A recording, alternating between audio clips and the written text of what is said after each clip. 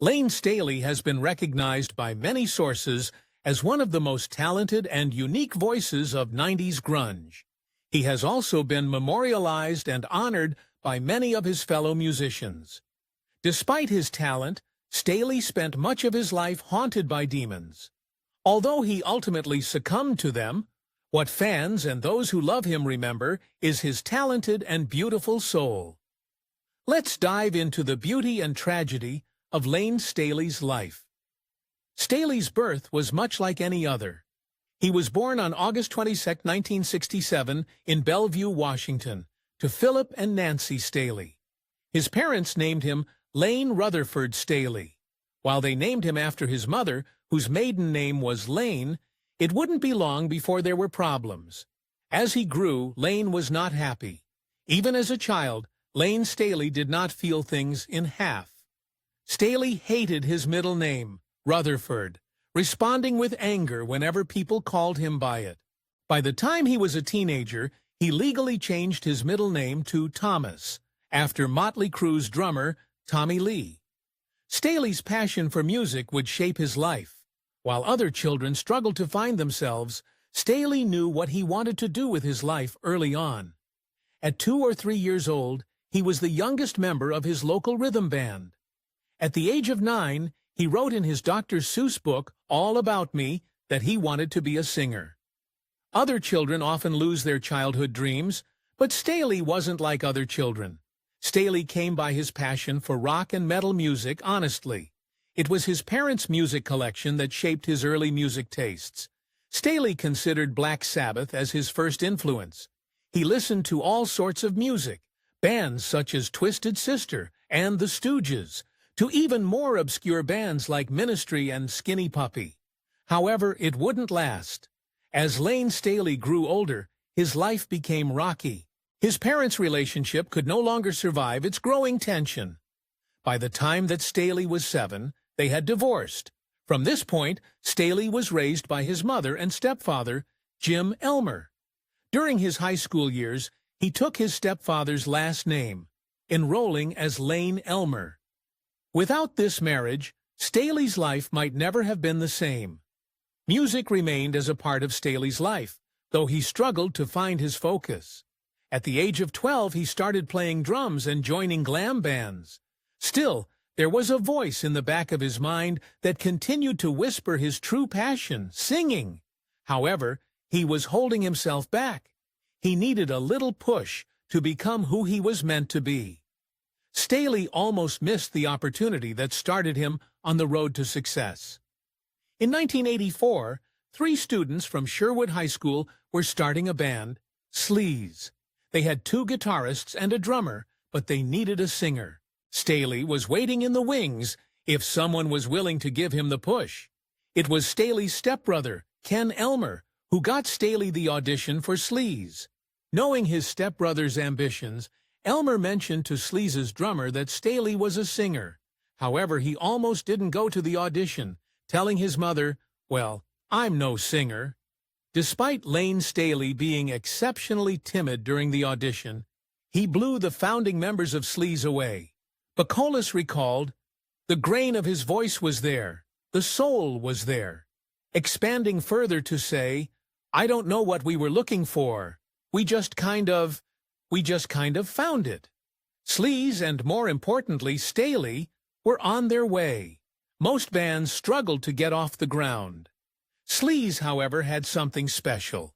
They had Staley. With Sleaze, Staley had mod to success, singing with a local record company and even appearing in a small, low-budget movie, Father Rock. The cameo on Father Rock appeared on Seattle's public access channel in 1985. Despite all this, Sleaze was constantly in flux. Founding members Zoli Seminat left entirely. Johnny Bacolis briefly left to play with a different band, so Staley invited his friend Nick Pollock in.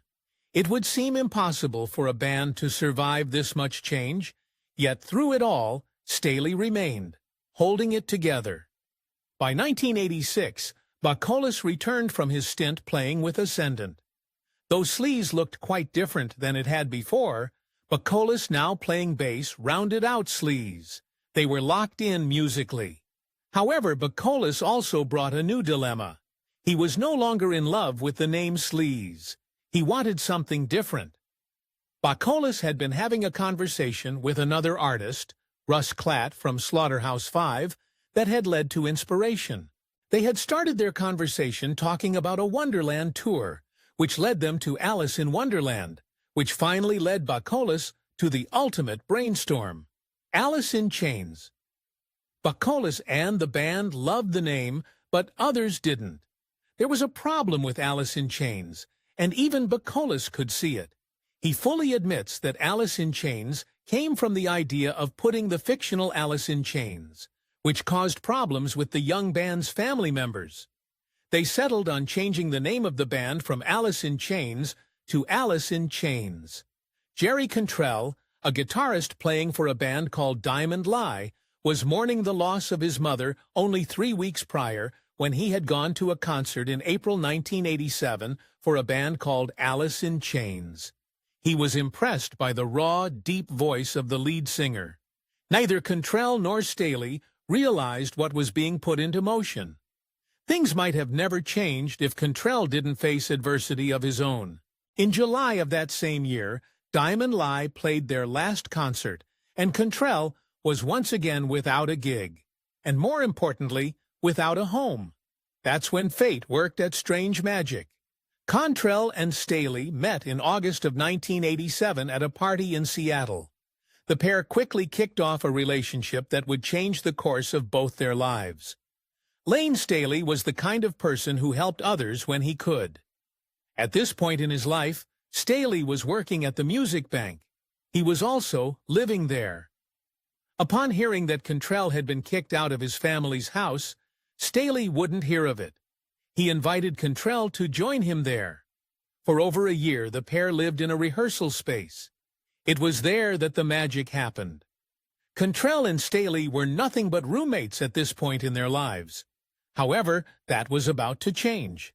Although Alice in Chains saw modest success, playing locally and recording 2 demos in 1987, they did not last.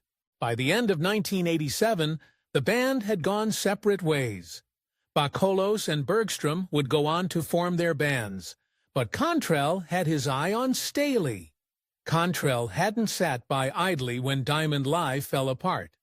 He'd been collecting musicians that he admired to craft a new band, one that would exceed all expectations.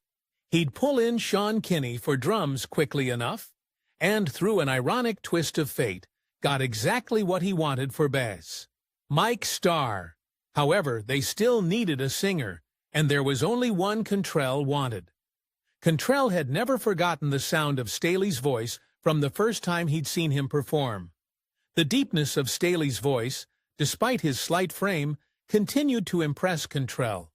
He knew that voice was the guy he wanted to be playing with. There was just one problem. Staley wasn't interested in working with Cantrell. He had projects of his own. How, you might ask, did Cantrell convince Staley to do something he didn't want to do?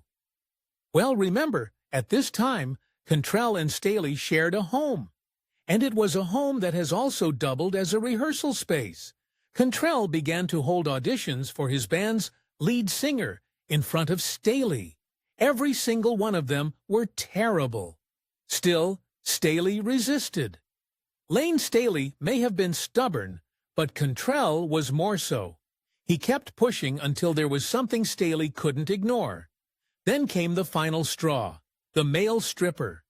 When Cantrell auditioned a male stripper in front of him, Staley finally caved and agreed to join Cantrell's developing band. However, Staley had one condition of his own. Staley's funk band needed a guitarist.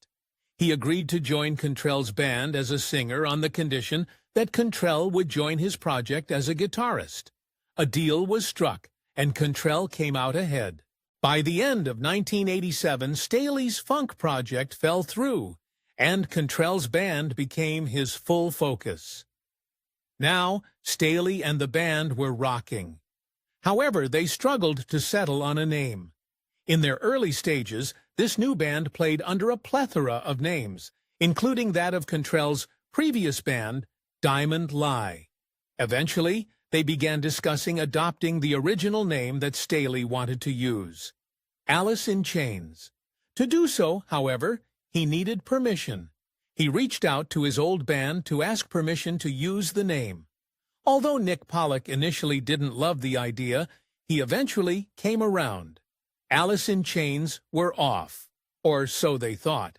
It was local promoter Randy Houser who gave Staley and Alice in Chains their big break. Noticing the band's talent, Houser offered to pay for the group to make demo recordings. However, the day before they were set to record, disaster struck. The authorities shut down the studio and the biggest cannabis rate in the history of the state. Was Alice in Chains going to end before it started? Things were looking dire for Alice in Chains. However, they hadn't worked this hard simply to give up at the first sign of trouble.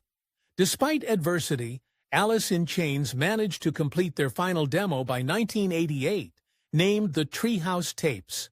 The Treehouse Tapes found their way to Columbia Records representative Nick Terzo, who signed them in 1989. They were on their way, and so was Staley. While all this was happening for Alice in Chains, Staley's personal life was also beginning to blossom. In the spring or summer of 1988, Staley met Demery Parrot, a model and minor actress who was working in a shop called Saturdays. They quickly began a relationship, changing Staley's life forever. Quotes by many close friends and bandmates of Staley and Parrot state that the pair were perfect for each other, some even using the term soulmates. But there was a dark side to this romance. Their demons certainly matched each other as well. Parrot and Staley both became dependent on their addictions. Staley would struggle to cope with his for years. Layne Staley was growing as a talent, and it wouldn't be long before the world would know it. In August of 1990, the band released their first debut album, Facelift. This album solidified the band's unique sound with their second single, Man in the Box. The band was rising, however, so were Staley's demons. The year was '92, and things were about to happen for not just Alice in Chains, but Staley himself. He and Parrot became engaged, cementing their relationship everyone else called perfect.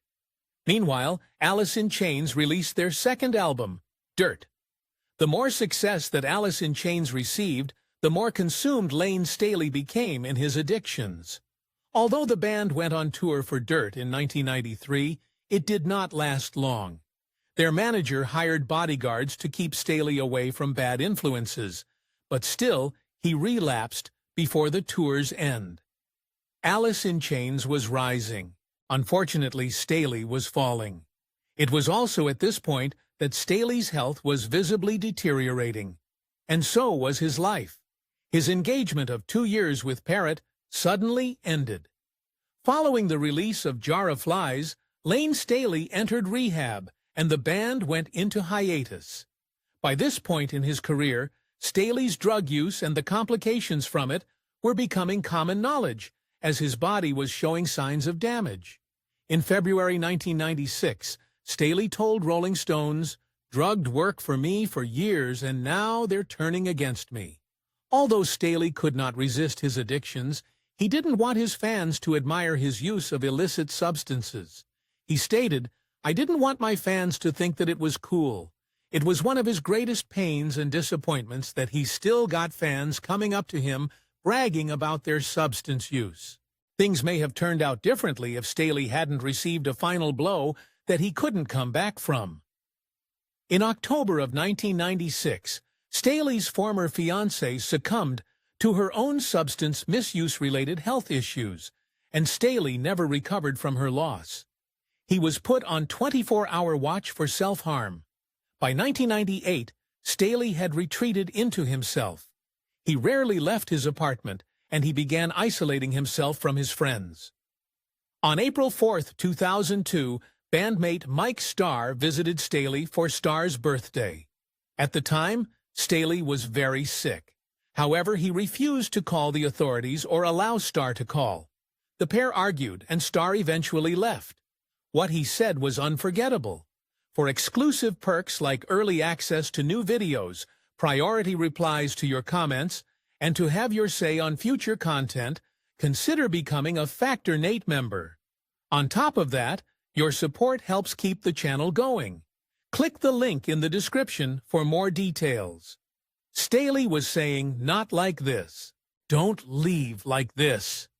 As Star left, it would be an action Star would regret for the rest of his life. It would be over 10 days on April 17th before anyone attempted to contact Staley again. 2 days later, on the 19th, Staley's accountants reached out to his former manager, Susan Silver, with more unsettling news. They raised red flags, notifying her that no money had come out of his account in 2 weeks. Silver contacted McCallum, who returned to her son's apartment one last time. This time, there were some alarming developments, finding mail piling up and Staley's usual silent cat meowing in distress. McCallum called the authorities. Once officers arrived on the scene, McCallum and her ex-husband, Jim Elmer, finally entered the apartment and made the most heartbreaking discovery imaginable. They found that Staley had passed some time ago due to an overdose. It would be 8 years before fellow bandmate Mike Starr would confess to being the last person to see Staley before his passing on April 5, 2002. Although Starr was never able to forgive himself for leaving Staley that night, McCallum was firm that neither she, her family, nor Staley would have blamed him. She says, "Layne would forgive you. He'd say, 'Hey, I did this, not you.'" Tragically, Starr followed in his friend's footsteps, dying of an overdose in 2011. Since his passing, there have been numerous tributes to the life that Layne's daily lived.